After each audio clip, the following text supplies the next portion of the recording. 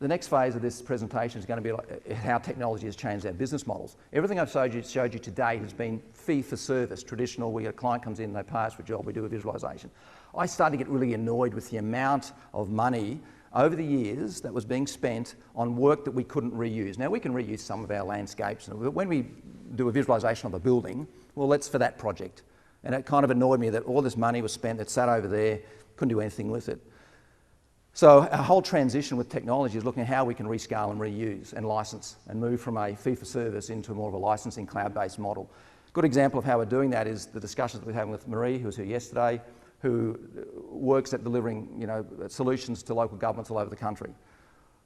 My vision with Marie, and indeed others, is to look at how we can develop content that is relevant to every local authority, and importantly, the principles of good design. How can we develop little snippets that help people understand good design? So instead of, mum and dad, whoever, phoning up council, asking some very fundamental questions, wouldn't it be nice if we could invite them to view some things first, get a bit more knowledge, then ask the questions? Again, time saving, etc., etc. So these are just a couple of examples of some of the prototyping that we've been doing with Marie in terms of some basic principles around building on slopes, if you like.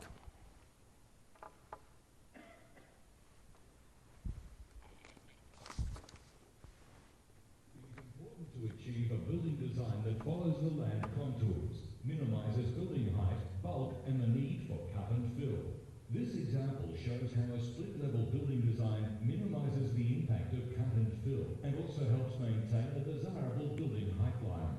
You will note that the placement of trees and retaining of existing vegetation also plays a strong role in softening the visual impact of any built form or earthworks.